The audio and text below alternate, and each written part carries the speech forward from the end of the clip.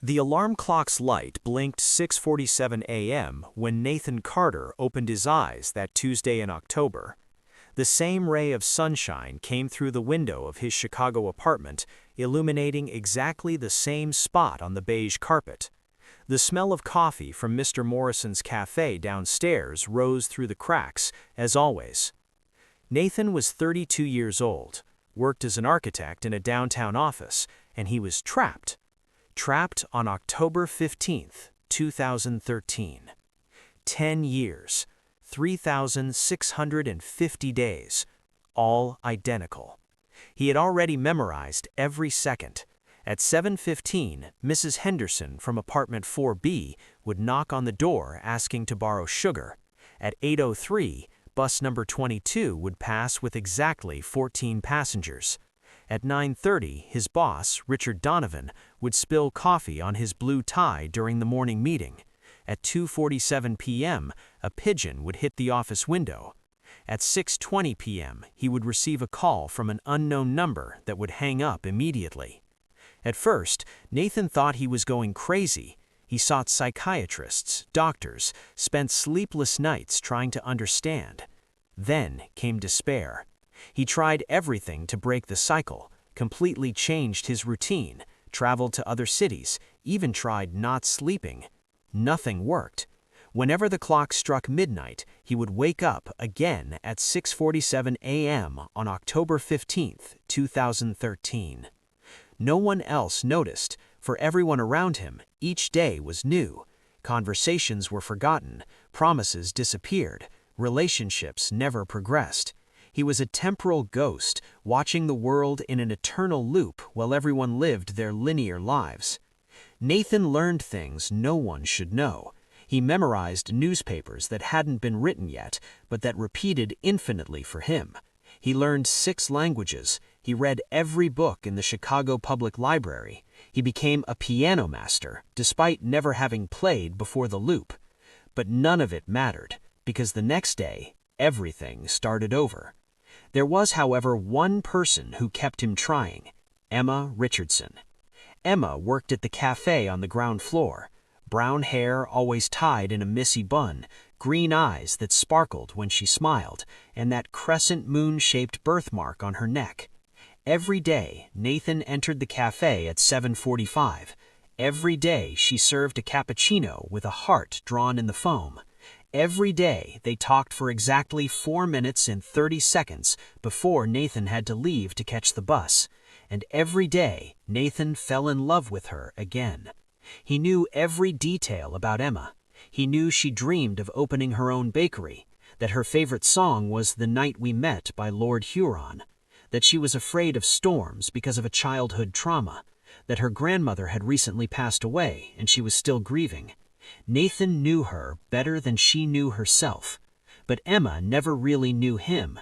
Each day was the first day for her.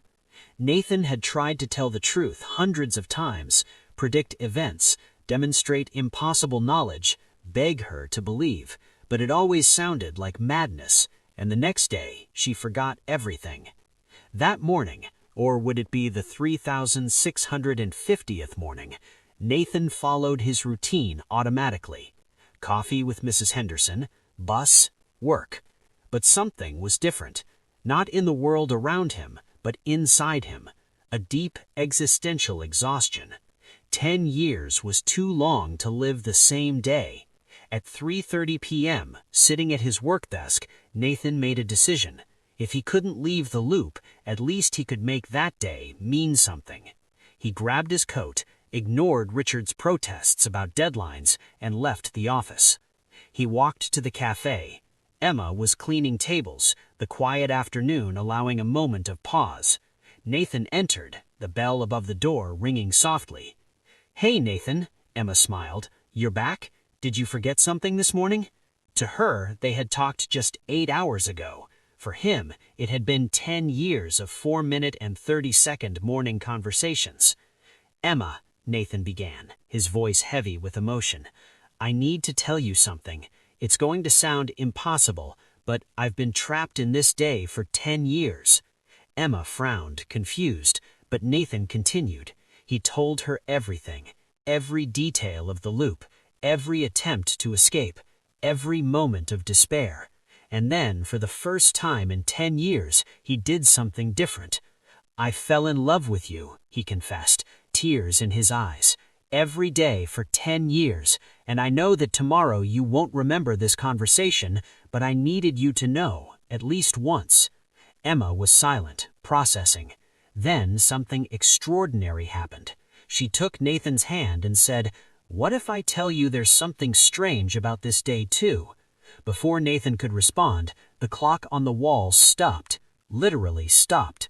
And Emma continued, "I've been dreaming about you for weeks, Nathan. Dreams where you tell me stories that haven't happened yet, where you know things about me I never told you. And today, when you came in this morning, I had the strangest feeling of déjà vu." Nathan's heart raced. In 10 years, nothing had ever changed. But now, Nathan felt the world spinning. For the first time in 10 years, something was different. Emma was remembering. Not completely, but there was something there, a crack in the temporal barrier that imprisoned him. You've been dreaming about me?" Nathan asked, his voice trembling. "How is that possible?" Emma released his hand and walked to the counter. From a hidden drawer, she pulled out a worn notebook. The pages were filled with notes, drawings, dates. "It started 3 weeks ago," she explained, flipping through the pages. "At first, they were just fragments, a face, a voice, but the dreams became more intense, more real, and then 5 days ago, I started writing everything down." She turned the notebook to Nathan. There were precise details. October 15th, the day repeats. Nathan Carter, architect, trapped in time. Café, 7:45 a.m., cappuccino with heart. "My God," Nathan whispered, touching the pages. "You're crossing through the loop with me somehow." "But it's not just that," Emma continued, her expression becoming more serious. "In the last dreams there was another person, an older man, Nathan. He was watching you, and there was a place, a laboratory or something, with strange equipment." Nathan felt a chill run down his spine. In 10 years of repetition, he had explored every corner of Chicago, but he had never found anything that explained the loop. Now, Emma was describing something he was completely unaware of. "Can you draw what you saw?" he asked, urgent. Emma grabbed a pencil and began sketching. Her hands worked quickly, tracing lines of an industrial building in the west side of Chicago. "It was near the river," she murmured. "There was a symbol on the door, like a broken clock with wings." Nathan knew every street, every building in the city, but that symbol he had never seen. "Emma, we need to go there now." "Nathan, it's almost 4 p.m. What if this resets at midnight? What if we lose you?" "That's exactly why we need to go now," Nathan responded, determination in his eyes. "This is the first real change in 10 years. I can't waste it." They ran out of the cafe. Nathan called an Uber. The driver would be Carlos Rodriguez, he knew, a 45-year-old Mexican immigrant who had been driving for 7 years. Nathan had talked to Carlos thousands of times. "Where to, friends?" Carlos asked, with his characteristic accent. "West Industrial Zone, near the river," Emma responded, showing the drawing. "Do you know a place with this symbol?"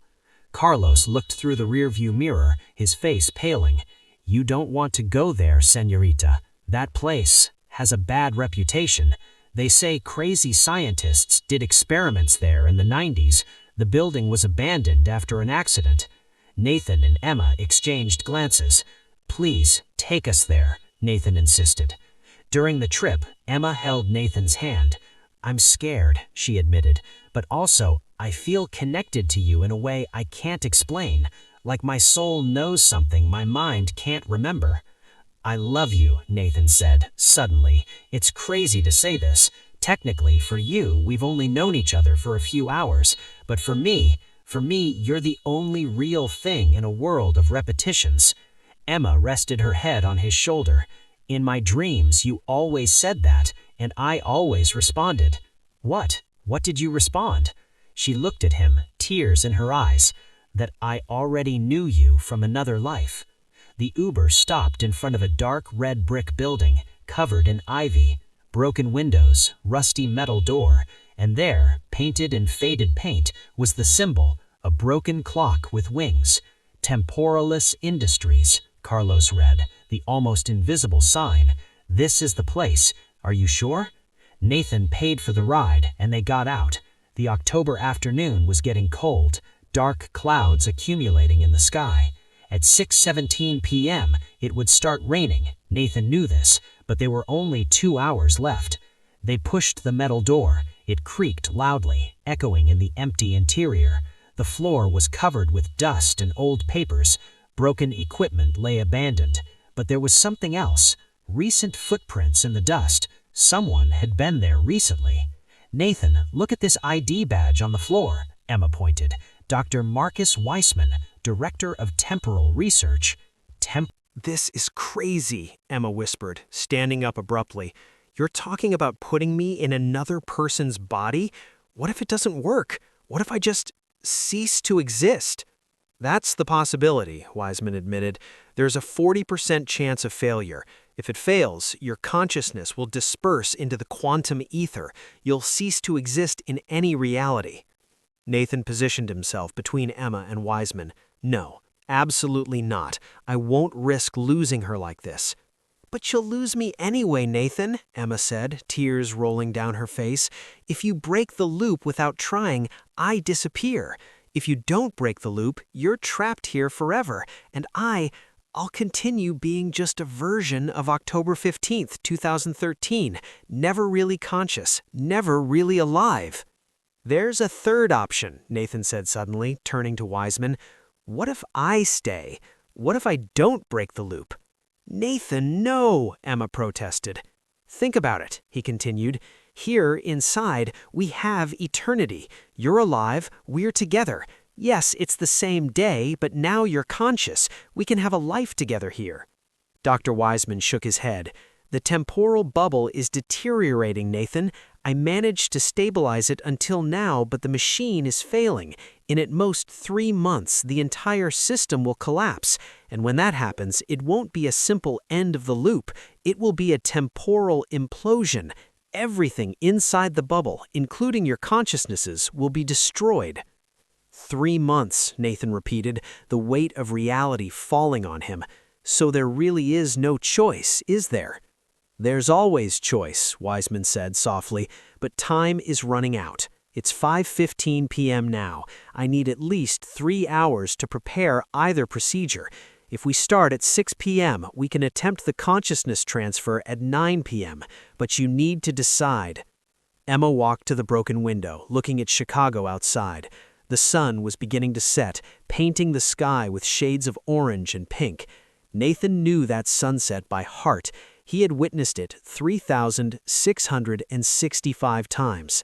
Nathan, Emma said without turning, you've already lived 10 years here. You know every second of this day. If we stay, even for 3 months, you'll go insane. And I don't want to be the prison that keeps you here. You would never be a prison, Nathan responded, approaching and placing his hands on her shoulders. You're the only reason I survived. Emma turned, facing him. Then let me be the reason you escape. Let's try the transfer.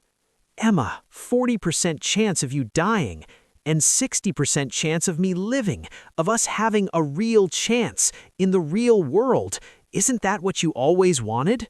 Before Nathan could respond, a loud crash shook the building. Lights flickered. The machine in the center of the room began to hiss, sparks jumping from its circuits. What was that? Emma screamed. Dr. Weissman ran to the controls, his face paling as he saw the monitors. No, it can't be. The deterioration is accelerating. My calculations were wrong. Wrong how? Nathan demanded. We don't have 3 months, Dr. Weissman said, his voice tense. We don't even have 3 hours. The temporal bubble will collapse at midnight. We have less than 7 hours to act. Nathan felt panic rising. So what do we do? Dr. Weissman typed frantically on the computers. I can do one of the procedures, but not both. I either stabilize enough to safely release Nathan back to 2023, or I attempt Emma's consciousness transfer, but there's not time for both. Wait, Emma said, something clicking in her mind. You said our consciousnesses are entangled, quantumly.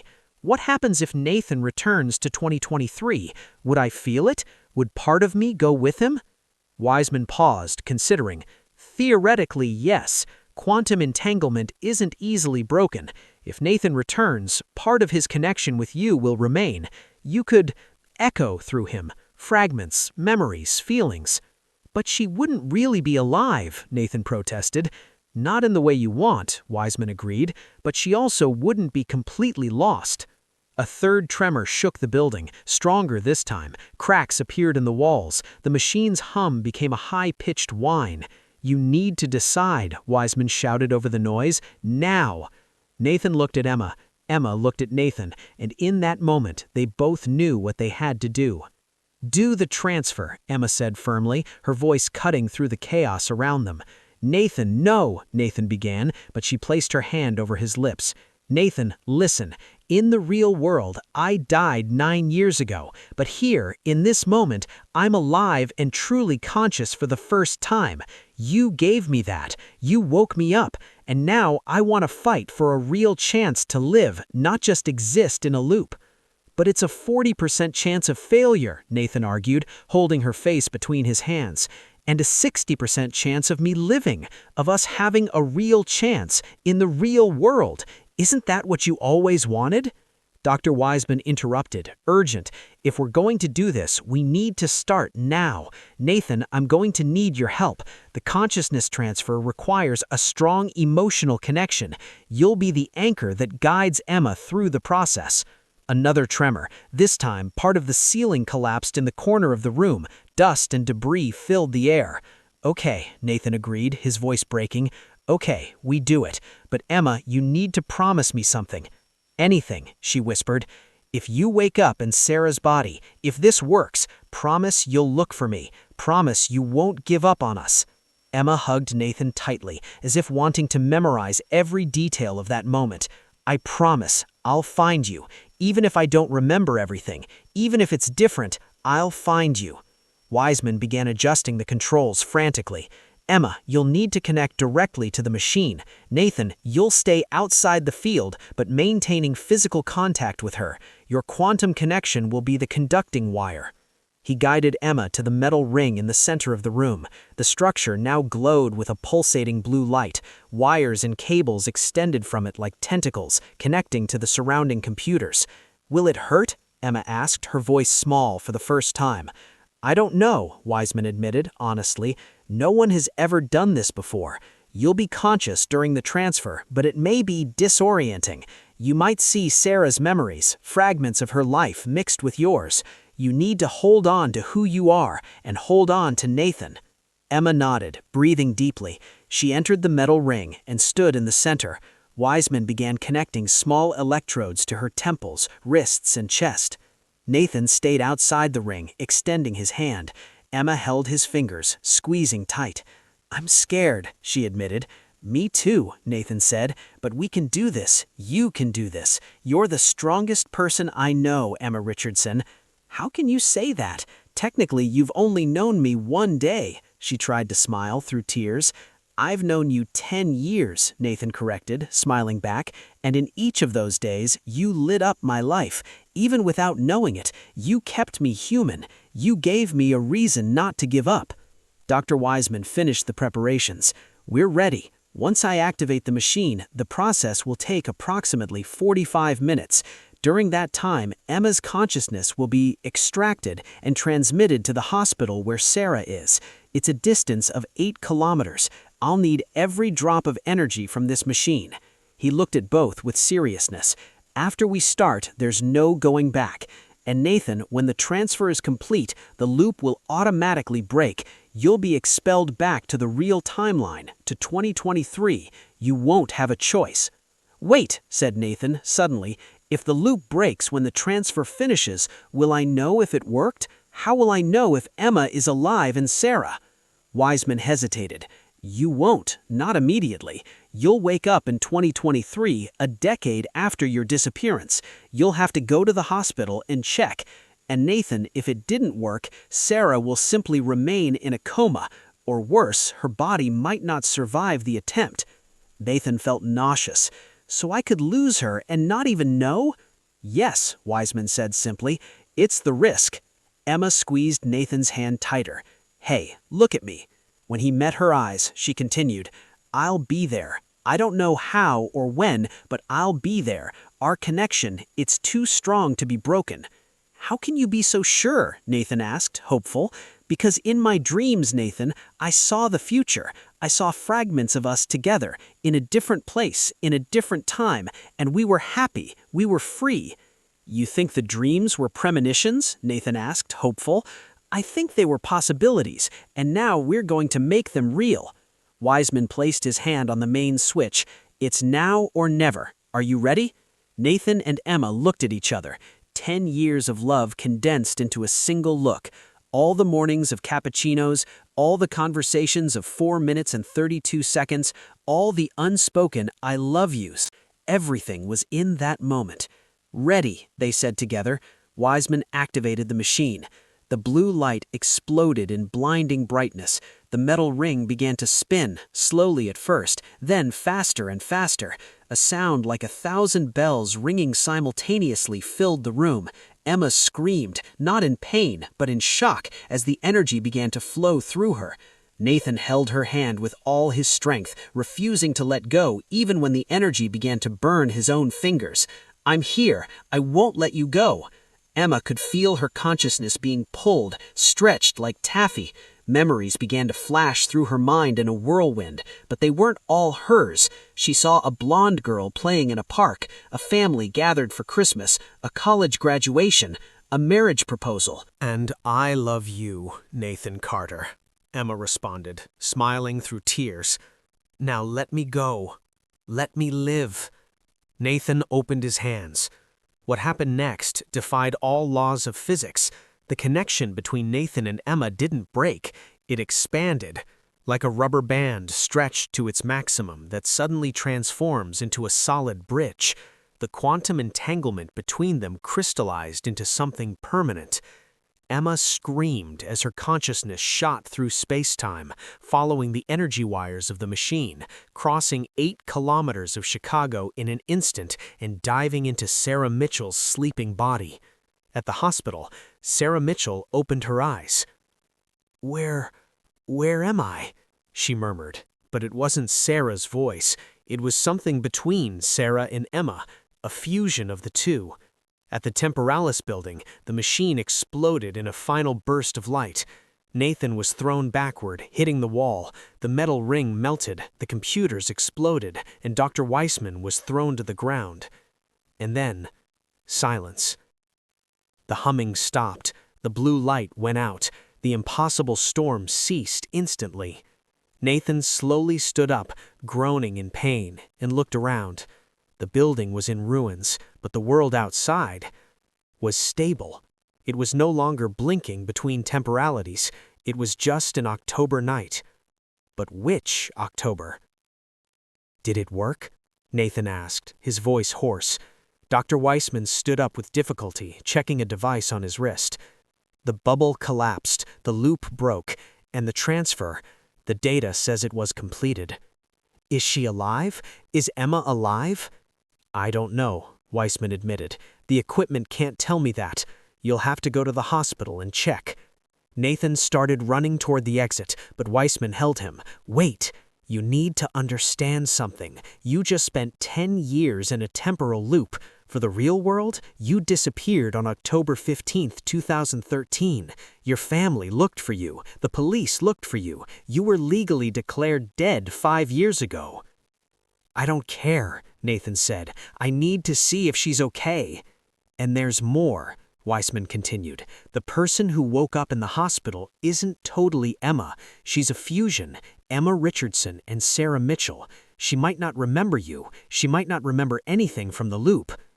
Nathan paused, fear gripping his heart. "But our connection—" "Your connection exists on the quantum level," Weissman said, "but consciousness is more than quantum physics. It's memory, personality, experience. You might find a stranger who shares Sarah Mitchell's face but has Emma Richardson's eyes." At that moment, Weissman's cell phone rang. He answered, his expression changing as he listened. "Yes, I understand. I'll pass along the information." He hung up and looked at Nathan. "That was my contact at the hospital. Sarah Mitchell woke up. She's conscious, talking. But Nathan, she's asking for someone." "For who?" Nathan could barely breathe. "She's asking for Nathan Carter. She says she needs to find the man who makes cappuccinos with foam hearts." Nathan felt his knees weaken. Tears of relief flooded his eyes. "She remembers. She remembers me." "Some things," Weissman confirmed, "but confused, mixed with Sarah's memories. She'll need time, Nathan. She'll need patience." "I had 10 years of patience," Nathan said, already running to the door. "I can have more." He ran out into the night. Chicago's streets were different. Newer cars, buildings that didn't exist before, subtle changes that marked 10 years of progress. Nathan had no wallet, no phone, nothing. But he ran. He ran like he had never run before. 8 kilometers through the city, his lungs burning, muscles screaming. He passed people who looked at him strangely, a man running as if his life depended on it. And in a way, it did.